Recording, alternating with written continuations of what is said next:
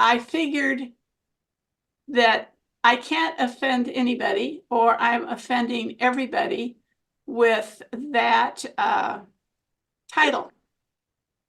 And that title was given its name by Jim Glass. And many of you know Jim Glass. He attends the Tech for Seniors. And he came up with that title because he said, I have all of those problems. And you just tell them that I came up with the title and it is all about accessibility. And I thought, he's not going to be offended by anything, but that's the way it goes. So this is help, can't see, can't hear, can't touch. It is really all about accessibility, no matter what.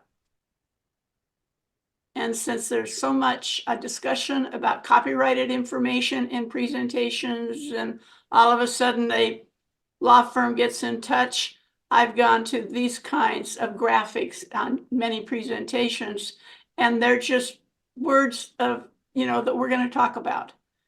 And so we're off and running. That's me. I do like to keep busy. We need to make sure that we are preventing having any kind of accessibility problems. When I was using my 17-inch laptop, and I'm really a Toshiba girl, and they don't make them anymore, and that makes me very sad. But that was what my setup was on my glass computer table.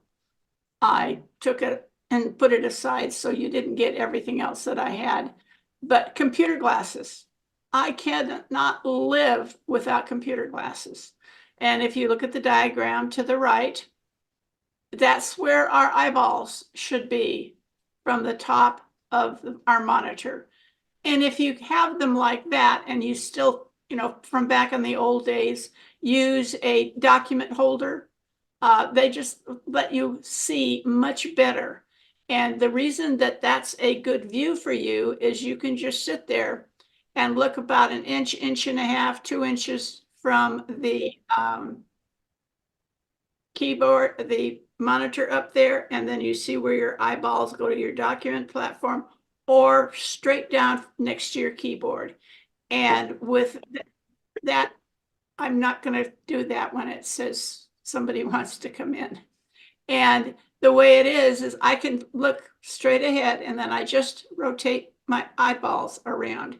I don't have to be doing this or this and just move my eyes. Doesn't hurt my neck because I'm not moving my head around and straining my neck. Usually you can have the padding in front of your keyboard, but you really don't use it unless you want to take a break. Then you can just put your wrists down on it, and that works great. And if you want to go out and buy a footrest because you need to have your feet up higher, whatever, you can use a paper box lid and it works just fine instead of going out and paying money for it. You need to adjust your chair so your thighs are parallel to the floor. You need to have a adjustable seat back support for your lower back. You need keyboards at elbow height for your arms. Your shoulders should be aligned correctly. All that good kind of stuff. We forget about this. We have been doing this for so many years that it's just kind of, if we have developed bad habits, then we sit down, we turn everything on, you get ready to go, and you go, oh, my back, my shoulders, like they're hurting a little bit. Well, you've forgotten how you should be sitting so you don't get carpal tunnel. Or I had a tennis elbow. And when I worked at Cigna, and I thought that was the funniest thing known to man, because I am the least athletic person in the whole world. And just for me to be able to say, I have tennis elbow, that is so strange. And that's what the MD and the chiropractor both said the same thing. Didn't say you had carpal tunnel, you didn't have this, you didn't have that. I, who is non-athletic, got the name carpal tunnel, also known as tennis elbow. So accessible and assistive tech has been designed for the needs of many different users, short folks, tall people, overweight people, skinny people, you name it. You can get it, and depending upon how you're sitting, you know, where your legs are, where your thighs are, the whole 9 yards. So we're going to take a look of kind of a whole bunch of stuff that may or may not, you might have all of it.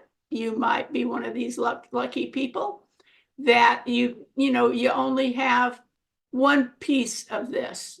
The fact that, gee, I didn't know that I could put, you know, my eyeballs 1.5 inches, 2 inches from the top of my screen, and I can just move my eyes around. I don't have to be creaking my neck or something like that. That might be the one thing that you've forgotten about, or you didn't know it in the first place. So I always say, hope you learn at least one new thing. Somebody needs to let Clark Walker in. He's in the waiting room.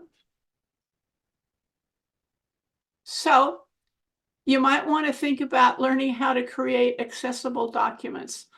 All of the things that you need to know is, you know, right there in front of your eyes. And I got an invitation from North Texas. They talked up their board meeting and they said, will you please contact Judy and see if she'd put an accessibility presentation together? And I thought, oh, could you think of somebody else's name other than mine?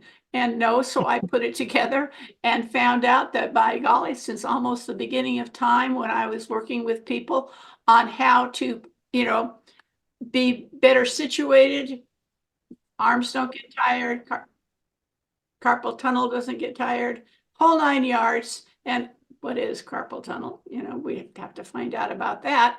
And so I got the request from North Texas, and I said, yeah, give me a couple of months and I'll put it together. And so that was my email to them.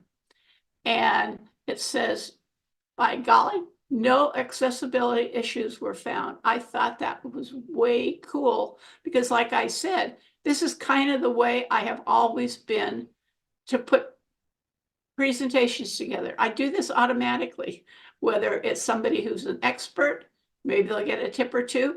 Maybe it's the first time they've ever thought about this and didn't realize that you can just go into your Zoom and the whole 9 yards and you're ready to go. And this is what it says under accessibility and the alt text that you can bring in.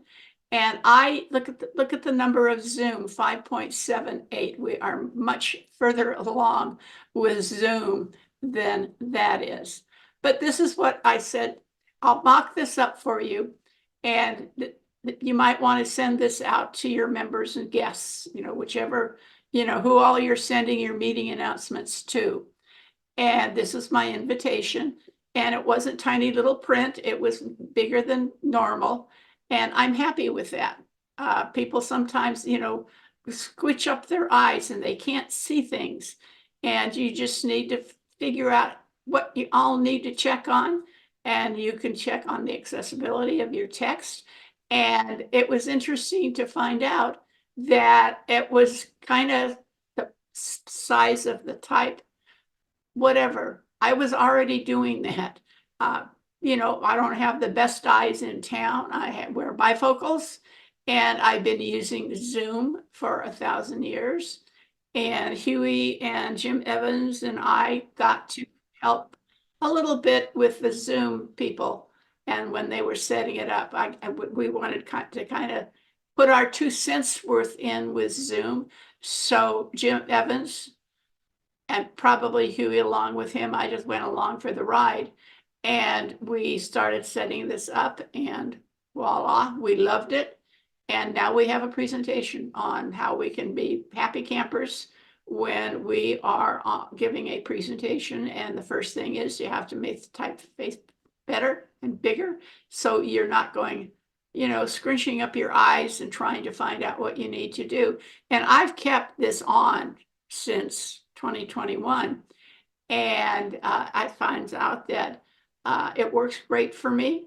And a lot of times, without me even thinking about it, I have checked all the boxes to make it an automatic accessibility type presentation. And you kind of just get in the groove once you've figured out how to do it. And I hope this presentation can help a little bit with that. And you're off and running, and your fingers, that good old muscle memory, and you learn all the little tips and tricks. And oh Lord, I don't like that one, so I'm not going to include that in any of my presentations, or whatever. You start using what works for you, and you don't have people saying, you know, Judy, you really need to use a larger font. We can't see it. So I do. And this was, again, no accessibility issues found. I didn't even think about this. I'd been using it, you know, for just a short time, but I did a lot of research when I was putting it together. And I kept that box down there checked that says, please keep the checker running while I work. And it just becomes automatic, and you're a happy camper, and pat yourself on the back for that. So creating accessible documents, this is with Windows 10, and Windows 11 says the same thing, but a different way. But they both do what they say they're going to do, and boom, you're going right along. So options, ease of access, of course, in 11, it's going to be in a different place, but it does the same thing. So that is lots of fun. So what's repetitive strain injury? Well, we always talk about usually carpal tunnel. Well, we get it in our hands, our wrists, our arms, our neck, our upper back. One of the worst things that women can do is to cross your legs. And you go, really? I'm not supposed to cross my legs, huh? Yeah, that is one of the biggest no-nos for women when they are sitting too long at their computer. And who knew that that was absolutely something you should never do. So what's RSI? That's a picture of it right there. The lady we were there for senior center, and they had some, you know, big band that is really the bogus band, so to speak. And she walked behind me. I didn't even know her. In fact, I'd never seen her before. And my daughter's mother-in-law was, I said, do you know that lady? And she said, why? She knew I always had something up my sleeve. And I said, yes, I do. And I said, did you have surgery? And she said, yes, I did. And it was really crummy. And I'm thinking she's probably wondering why I asked that presentation. And I said, I'm putting an accessibility presentation together for people who need a little bit of help on whatever. And she said, yeah, it's my surgery. And again, this was well after 2021, because I'd already given it a few times. And so she said, it's the pits. It really is. She said, I don't like it being bandaged like this. You know, I thought it was going to be hurt more, but it didn't. It just looks ugly. And I thought, well, if you don't think it's going to hurt, and you've heard so many people say, oh my God, I had this surgery, and it's really, really hurt.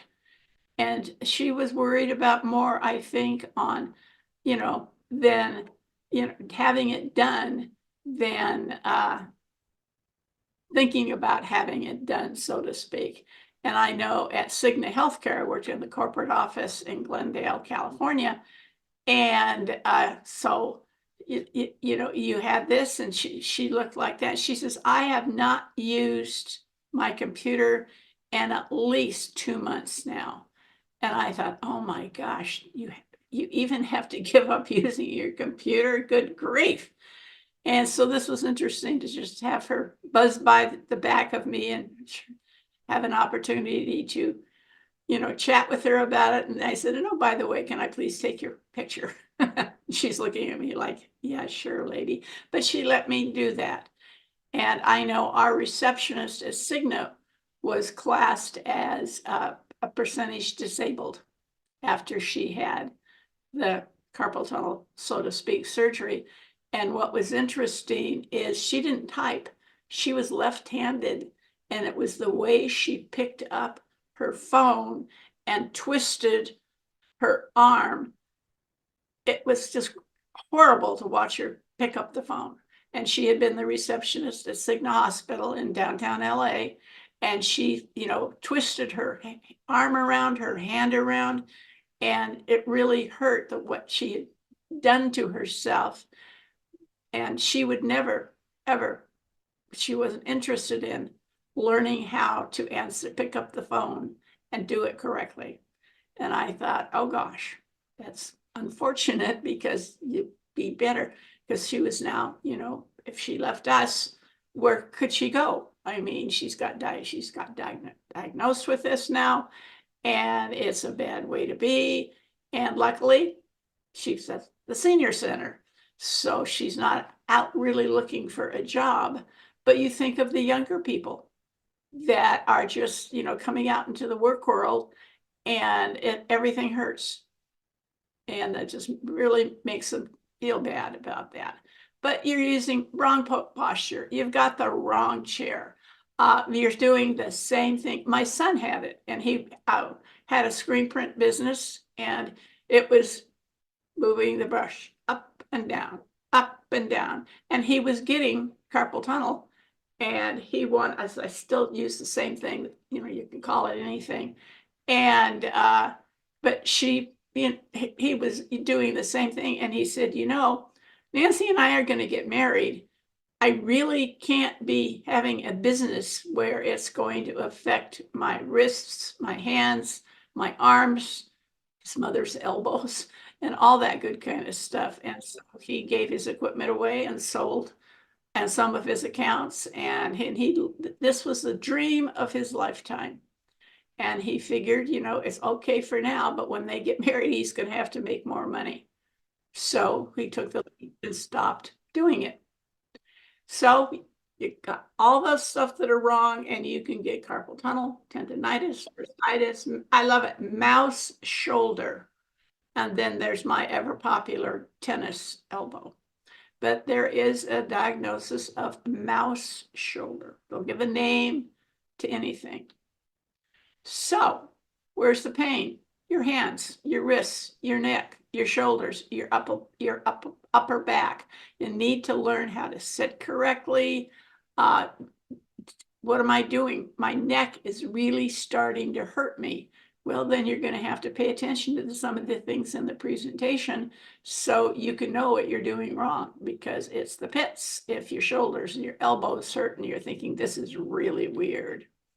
So you can set up sticky keys that do certain things, and, using Shift, Control, Alt, or the Windows key, pressing them one key at a time instead of having to go Alt, or whatever, and you find that,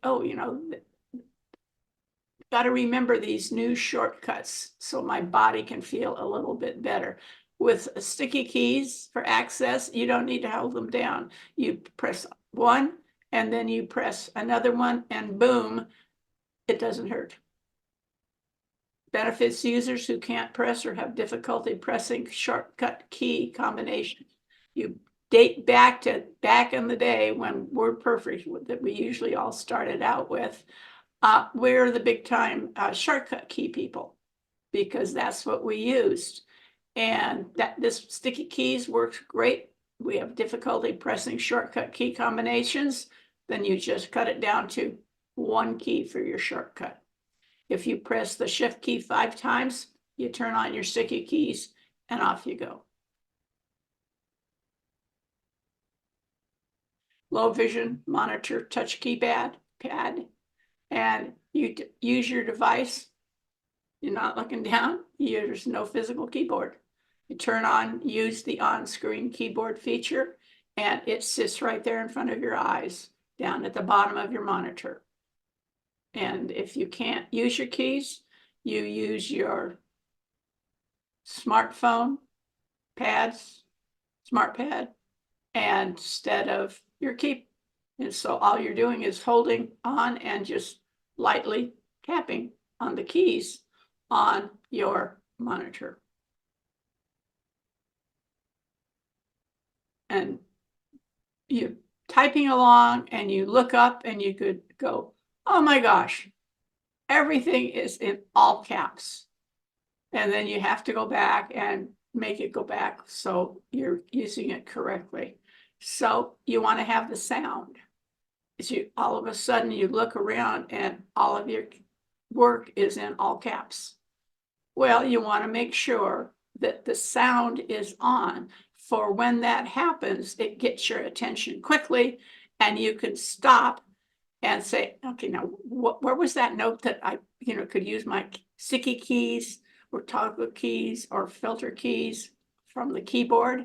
I'm going to have to remember that one, because I'm getting so sick and tired of having to retype things, how to highlight them and choose, one capital letter, the beginning of a sentence, and you missed that one because you didn't have your computer glasses on, so you weren't getting the good view of it. But this is a different way, and we might not have any problems with accessibility, but it's just a heck of a lot easier to do. And we all know a little bit about sticky keys, but we're going to learn more about that. And it's just going to make our arms and wrists and everything easier to do, easier to access, easier to make it so it doesn't hurt. And you think, I wish I'd known that a long time ago. You can change the colors. I have used the one on the left. High visibility green is one of my favorite colors with purple. And I tried that. It's really ghastly, and thought, who would really want to do that? But you can. You could change your colors to the outfit of your day. But the one thing that is important to me is to use the largest setting for my pointer, my mouse, and that makes it easier for me to see on the screen. It makes it easier to see. It's large and I have it all black. And I'm not having to look around at the mouse pointer. It's just right there in front of my eyeballs, and it works really well. So you can change all of that stuff. You could change it to match your outfit, whatever makes you happy. You can make it so you just have a single click point to select. And that means, you don't have to double click. Somebody says, oh, I have such a problem with double clicking. Really, it just drives me bananas. Well, why do you have to do 2 clicks? You can just do 1. You can underline the icon titles only when you point at them. You can double click to open a single item. Why? Don't, get your fingers tired. Just single click and boom, you're done.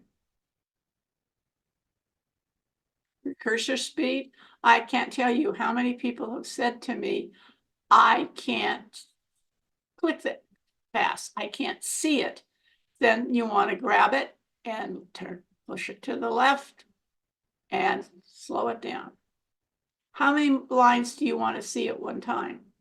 There are some people out there who can't see more than 1 or 2 lines. It just absolutely drives them crazy. One person says, I only like to see 1 line at a time. Another one will say, I like to see 3 lines at a time when I scroll down. Change it. See what you like and what speed, etc., thickness works for you. Customize it all. And you can change the motion, slow, fast. These are good April Fool's things to work with your best friend about it and drive him crazy. Display the pointer trails. And as you are moving your mouse around, the little tails are following the mouse.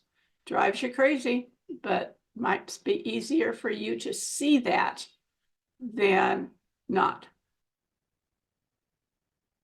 You can hide your pointer while typing.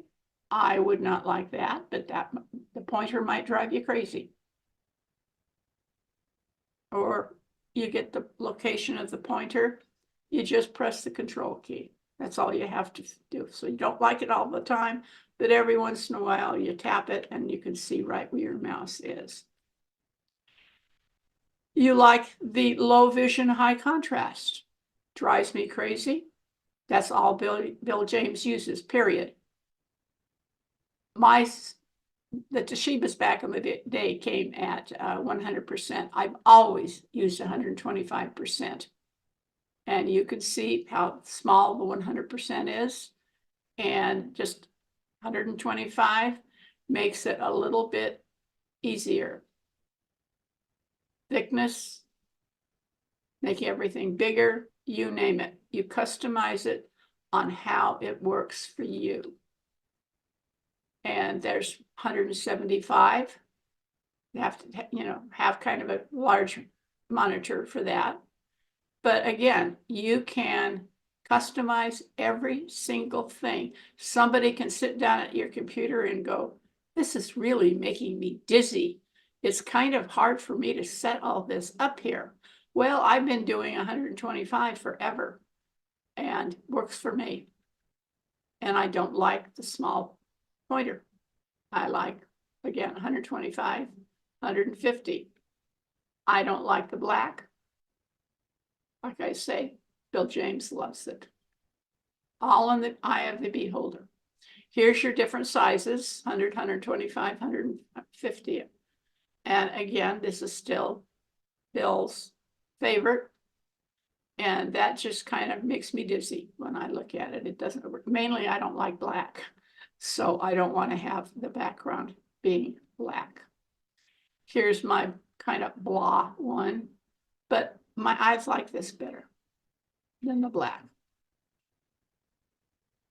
Here's your small, medium, and large icons. Which one works for you? I'm always the middle one. And here's your desktop there. And again, I'm always 125. That's one of the first things I change, is everything to do with this kind of stuff.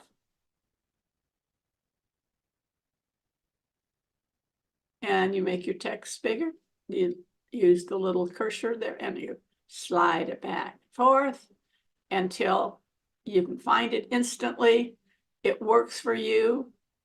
And the thing is it's easy for you to read. Then click on it, apply it, boom, it's done. And you have a guest over and they're going to use your computer and they just look at you and groan and say, there's no way I can do this. And well, you try it 2 or 3 times and maybe it is the way you want it to work. You can turn the magnifier on. I have never mastered the magnifier. I'm always, trying to highlight something that it drives me crazy. So I stopped working with this, but it's a very handy ease of access. Turning your magnifier on, you can make it a default. You can have it where you can highlight something and it will be larger. Again, you set it up the way you want to.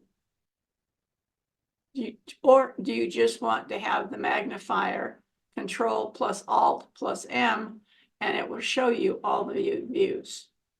Do you want it docked? Do you want it full screen? Do you want it just a lens? And there's what they can follow: your pointer, your keyboard, your text, and your narrator. Maybe you're somebody who has to have it talk to you. That's the way you learn. My oldest grandson, when they had to read a book, he was our tech guru. He said his Grammy told him, taught him everything. Well, didn't have that recorded.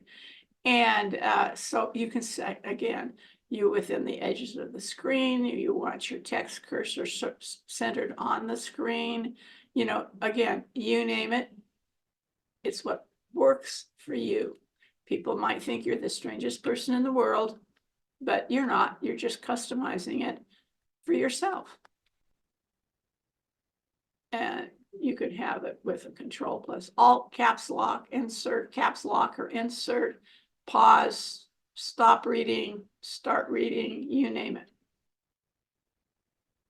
And here's 200% on your magnifier, and you can pop the magnifier, point to something like you had a magnifying glass in your hand, and you can use just that view. You can't quite see what's in the upper left-hand corner of your monitor, and you put your magnifying glass theoretically up in that area, and you go, whoa, I can read this. This is great. At one of my meetings one time, one of my members raised his hand and he says, I think I've got a tip for you that you don't know about. And I thought, oh, I love to learn new things. And so he said, click on the button for page width, first zoom and then page width. And I thought, really interesting. So I did it and I went, oh my gosh, this is so great. And the percentage was 121%. And what it did was it took the entire document and filled the screen with it. And I thought, oh my gosh, this is so cool for me to be able to see this so clear. Oh, clarity. Your name is Judy. Go ahead. This is really great. And it was, hey, John, thank you very much. I have used that tip ever since, because once I've saved it as page width, it comes back with that when I close and open the document, however many times I do. And it's really an 8.5 by 11 sheet of paper, is with inch all the way around. But it's really just simply that, but on the screen, it goes from side to side, top to bottom. And when I print it out, it's 8.5 by 11. It's standard stuff. And here's a low vision Word document with that North Texas thing. And here's just Arial 12, just a standard oil, standard stuff here. And this is zoom page width. And that's what it looks like when you're working with it. Way cool. And it's always, John Kennedy would say, Judy, I'm using both my monitors now. And I always would say, please don't tell me that again, because it always made me feel bad, because I have 2 glass tables and I have my computer on one and my other printers are to the right, color and laser. And that's one of my Toshibas, and that's actually a TV screen. Bigger than, your 27-inch was popular at the time. And that was made easy for me to use. And so I didn't want him to tell me about that, because he had a table where he could fit everything. And in reality, my table is glass. And to my right is a laser printer and a color printer.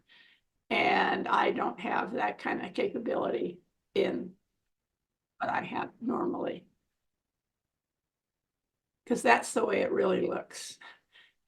I've given up with laptops and I went to, the larger monitors. But there's my Zoom light and my 2 printers. And then to the right of that is my big Samsung that kind of sucks big time right about now.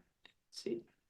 I had it for a little over a month, and I'm hoping if something's wrong with the TV, they'll say, oh, we'll come out and fix it for you, or bring it down to Best Buy.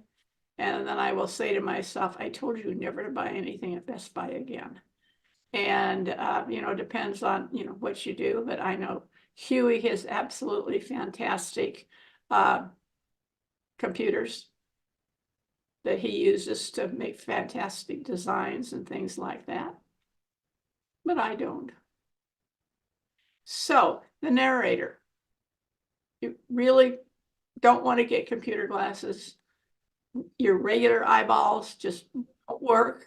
So you use the narrator. and you set it up again to who do you want to listen to? And do you want to control by your keyboard, by touch, and your mouse?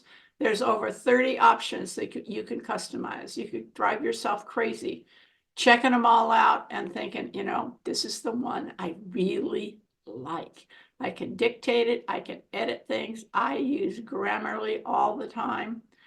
And you can, you know, use both things at the same time, all the things at the same time. You can show it, you can minimize it. Again, you are doing it your way. And you can personalize your narrator's voice. You can add more voices. You can change the speed. Maybe you're somebody that just reads slowly. Well, that's the way you set it up, plus or minus. Changing the speed, you can change the pitch, the voice volume, you name it. And low vision and RSI, talk to your computer. Use your voice to control your device, its settings, ease of access, and speech. You set it up. When this first came out a gazillion years ago, you thought you were going to lose your mind because you just couldn't get it together. And then all of a sudden, it just all came together, and you'd say, okay, Windows key plus Control plus S, and I could just start talking to my computer. No problem. No big deal. When it first came out, you were darn lucky if you ever got it to work right. And now it's grown in what it can do, and it is so simple. And you think to yourself, why did I used to think this would be hard to set up and hard to use? I'm having such a good time using it, and it's making using my computer easier for me to do. And you use your headset, your desktop, whatever it is you want to use. You have the proper microphone placement. You're not guessing. They're saying, this is how you set it up. Make sure it's right for you. It recognizes your voice, and off and running you go.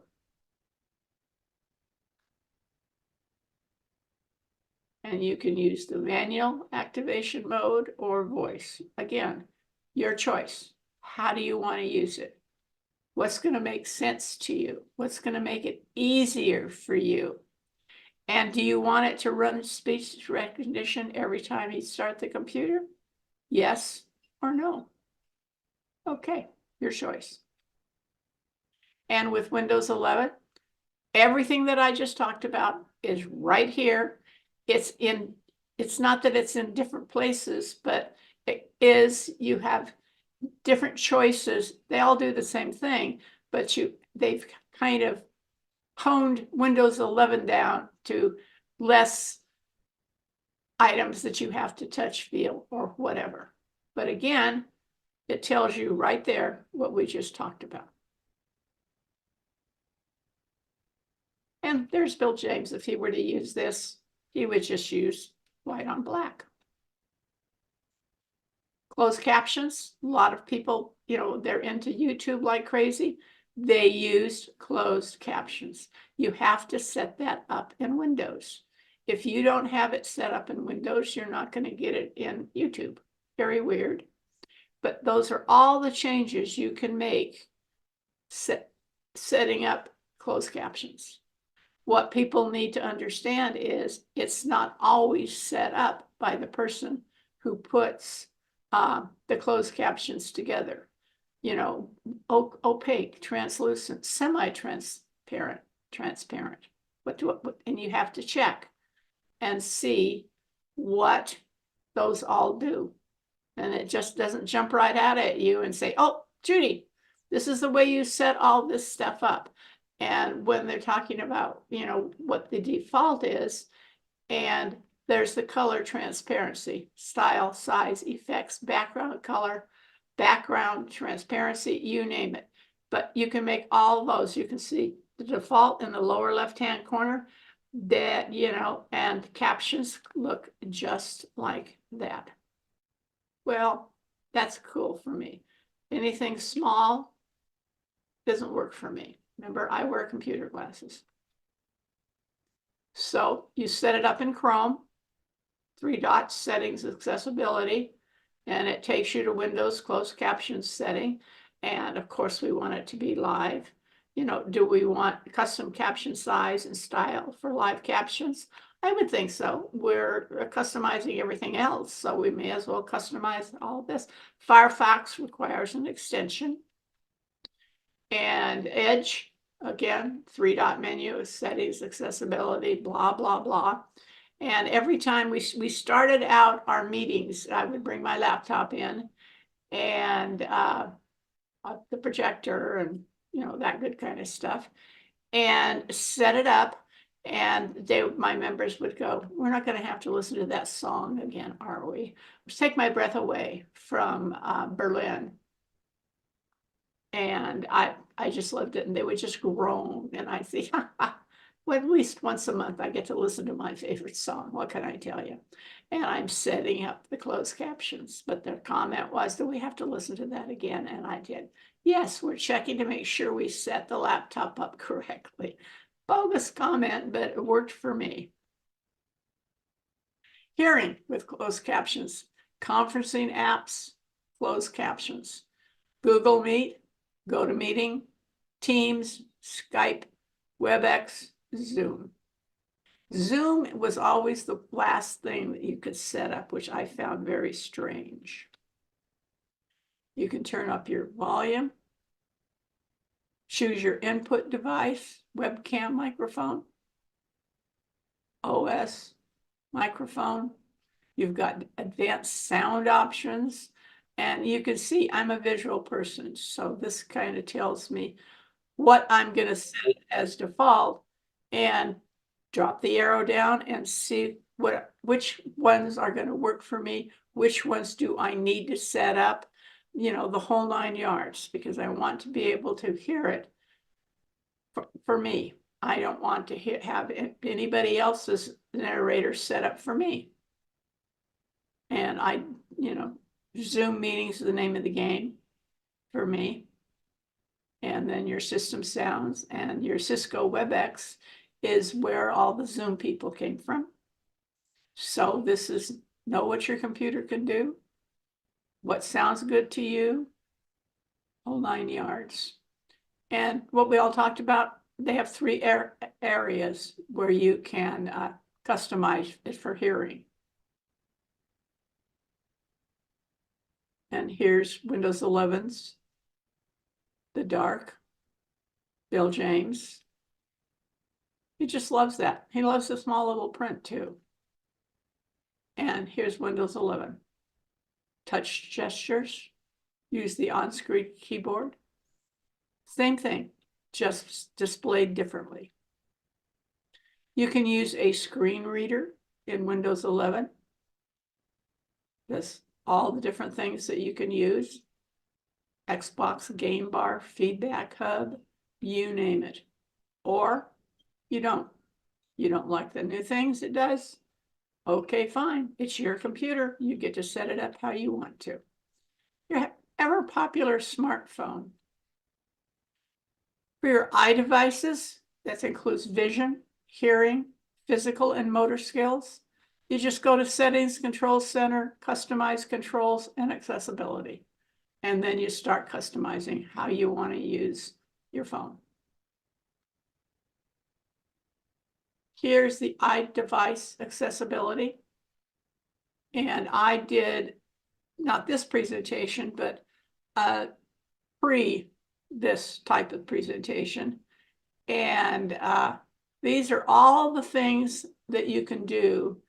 And in your iPhone, these are the categories. These are, of course, this is 2021. These are the categories that you can do. I went through this and I chose the ones that I use in my OS, which is, of course, Microsoft. And it's way cool. I don't have to use Braille, but if you use that as some kind of assistant, you can set it up very easily in your phone. No big deal. There's the magnifier again. That ends up being your flashlight. You can speak screen Any text, almost anyone somebody can read it to you through your computer speakers. And you speak under finger option to control the pace of the reading more precisely. So you can customize everything but the kitchen sink. There's zoom, picture in the picture view, reduces the motion that drives you crazy because it's going by too fast. You can watch videos with detailed audio descriptions of every scene. The ever popular dark mode. Siri can complete the tasks you do every day. You're going to end up not having to do much of anything if you set your phone up like this. iDevices have an in with hearing aids. It seems like Apple has many more things that they can customize as accommodations for you. And it'll amplify soft sounds or adjust certain frequencies to make media and phone calls sound crisper and clearer through your headphones. And they can customize your headphones to your hearing needs, just like your vision and all that good kind of stuff. Sound recognition listens for and alerts you to certain sounds and alerts such as a fire alarm or doorbell. How cool is that? Live listen helps you have better conversations in loud places. Sensory alerts, mono audio, and it plays, you got one good ear and one, kind of crummy ear. And mono audio will play the audio on your left ear or your right ear, whichever one gives you a better audio in both ears. So your right ear is the more precise, so you get that sound in both ears at the same time. Real-time text sends text messages that is being composed. I love this. Scribble, use a finger to scribble letters on display, turns into time text. I'm telling you, you're not going to have to do hardly anything at all yourself. You just have to think it, and you get your typed text right in front of your very eyeballs. Closed captions, just like everything else. Noise app tracks the decibel levels of the ambient sounds around you and helps identify when the levels could negatively affect your hearing. I've only had that come up once. I was at listening to a concert, and I said, oh, look, I get to use this now. And it just said, hey, lady, you need to turn the sound down. And, I have gone through many, many, many concerts, music events where, they say, okay, you kids, I want to make sure that you're not going to do something dreadful to your ears because you're listening to it too loud. And I thought, oh, if I were still going to concerts like that, I would think that was the greatest thing that came down the pike.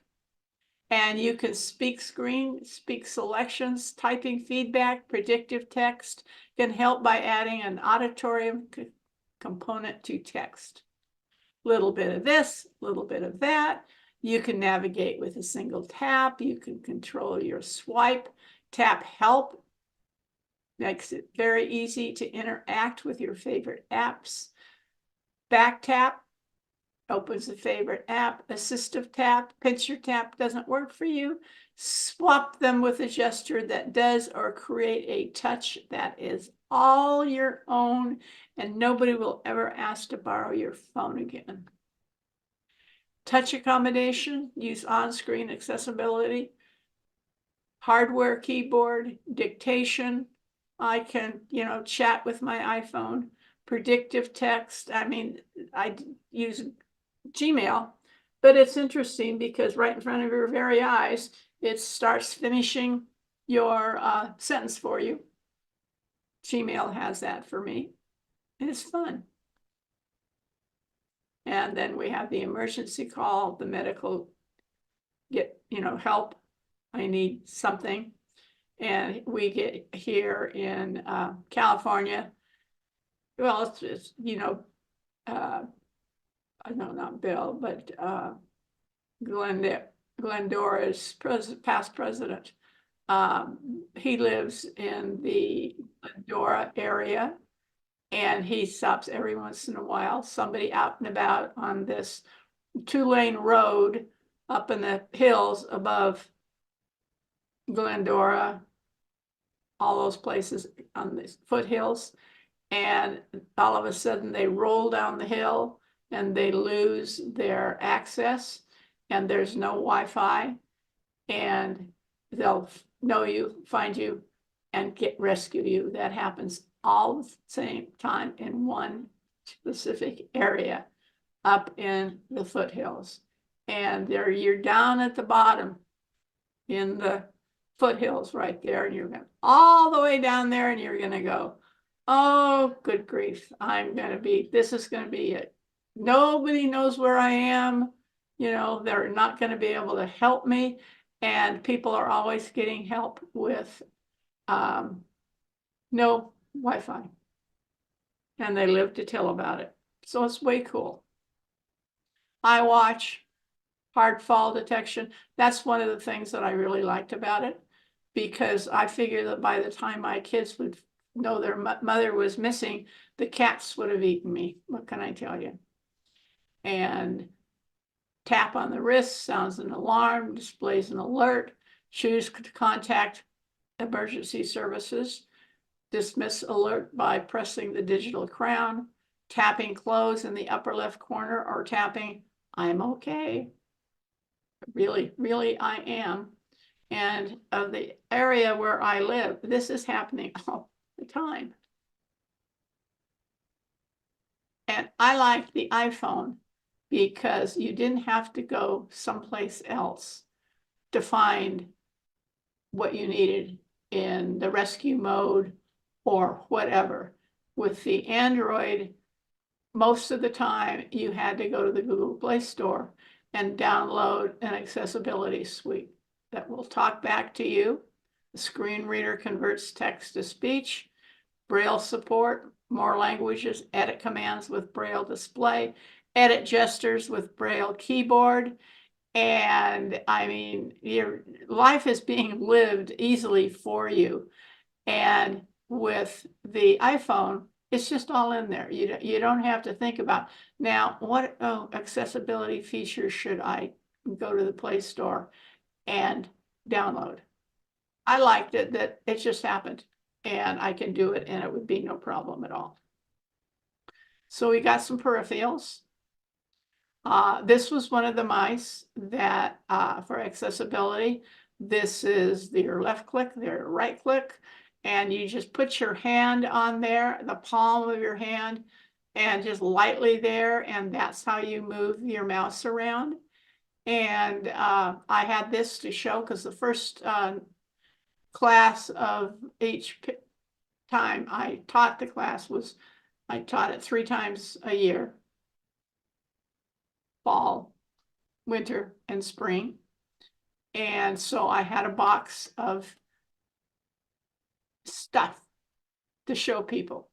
And I had that because I started out teaching. I had the preschool kids, 3 years old, 4 years old, and then into kindergarten. And I had all this stuff to share with them, just like the little guys in the kindergarten would share with me. So I was used to sharing. And so I had a lot of the stuff that pertains to the presentation. They got to see it, in real time in class, and because it was real class. And I had one guy at a senior housing area, and he was quite the computer user. And he was one of the ones that encouraged me to come and teach class there. Every Thursday afternoon, we did something that the people who showed up in the computer lab, we did. Because the people who were there, this is what they were interested in.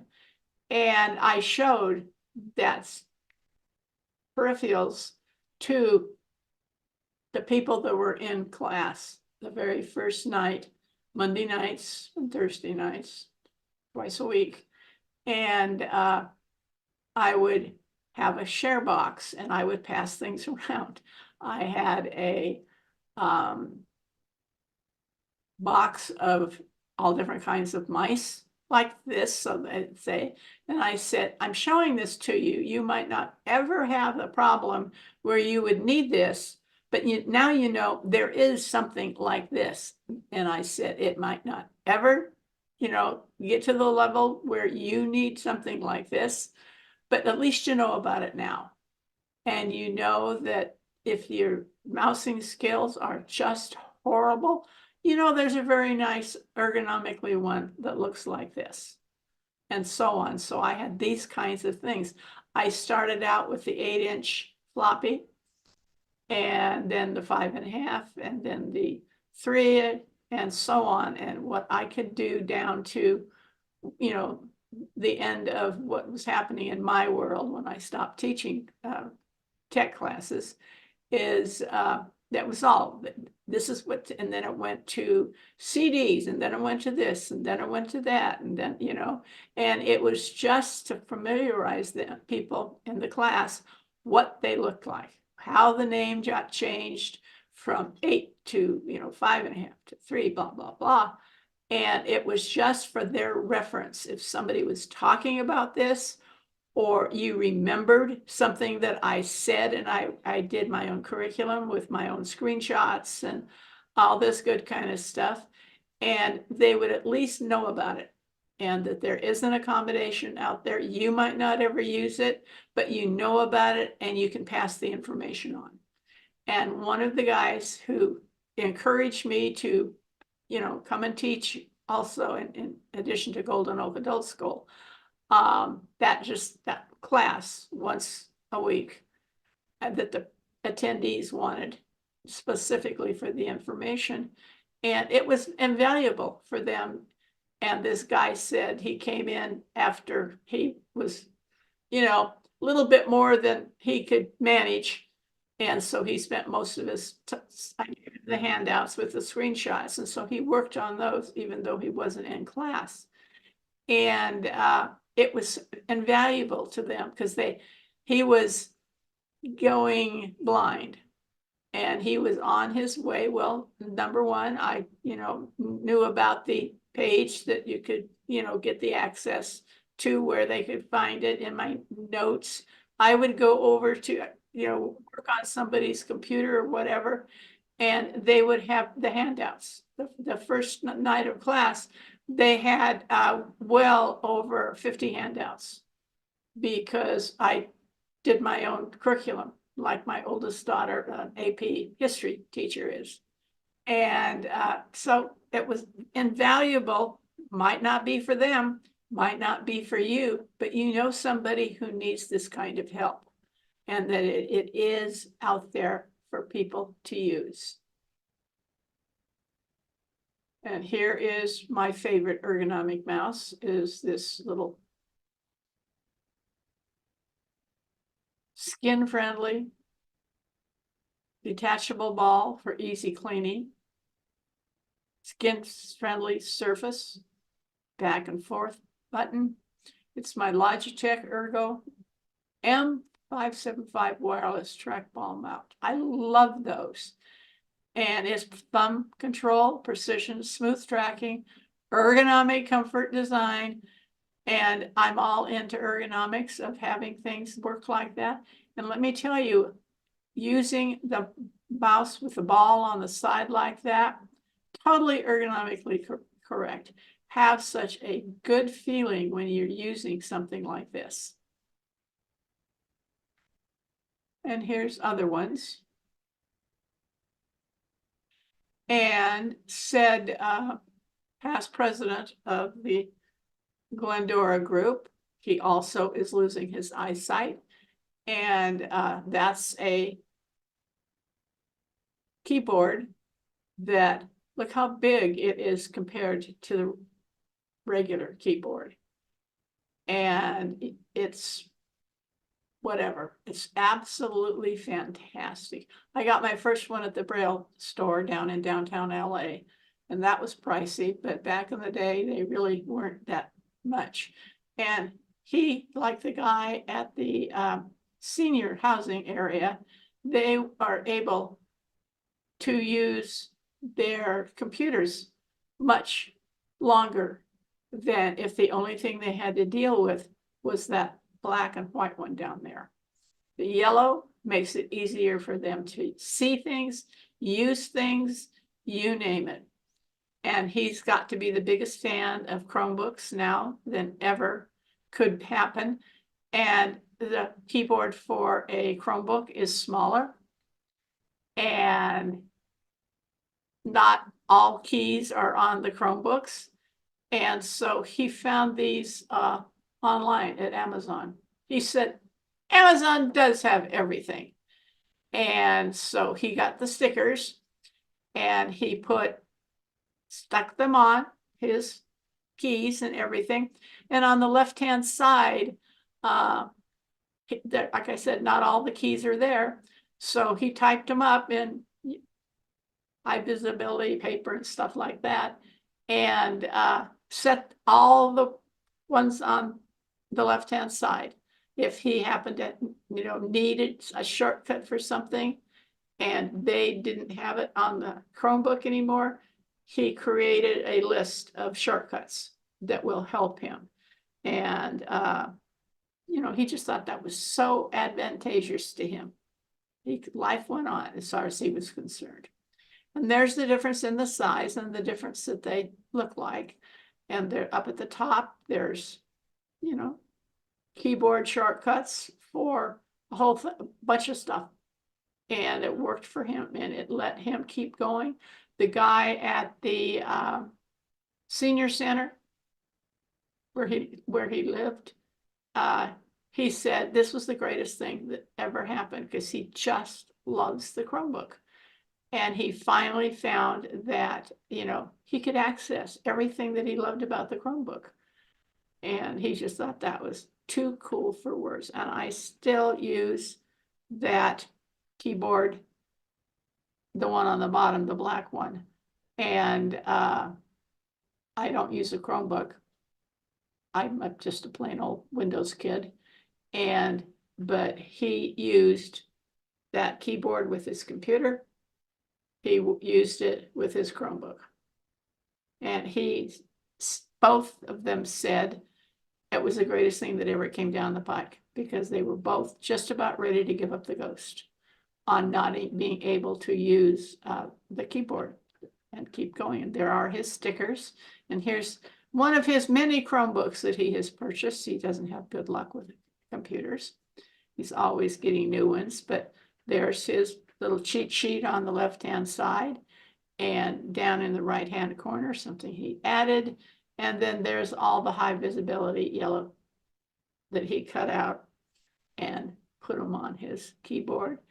And then here's where he can just use that device in the lower right-hand corner of the one on the left that he can just poke. Doesn't have to use his fingers or anything. He just pokes and it works fine for him. This is a regular ergonomic one, Logitech. I love the purple one.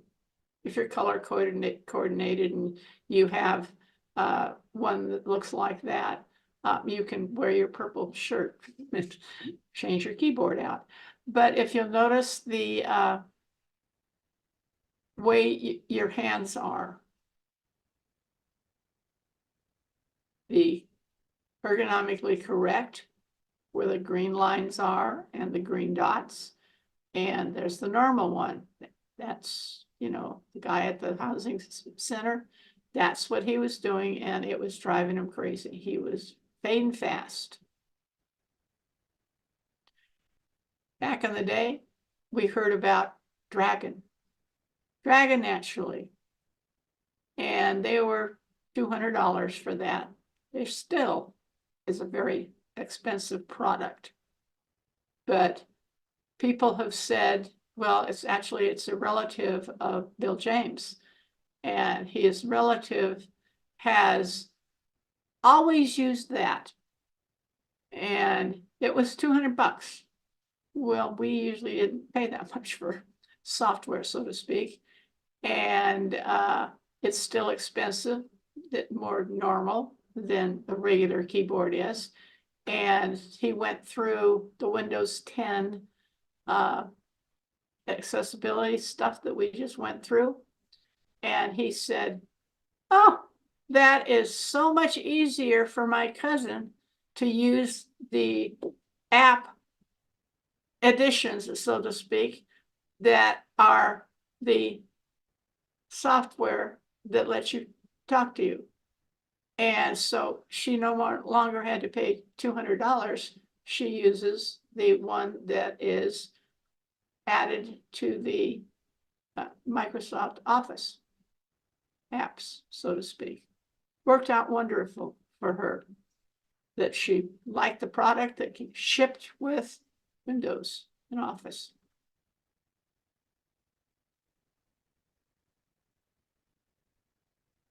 There's also monitor adjuster diagonally. If you can't afford a really expensive, remember this is 21, my pictures are, they will be a lot less to magnify with a device that just clips on. And hearing aids and Bluetooth, of course, he was using a hearing aid. I'm on the Senior Center Advisory Board for our local center. And a guy who knows almost nothing about software or how to this. He sells real estate, for Pete's sake.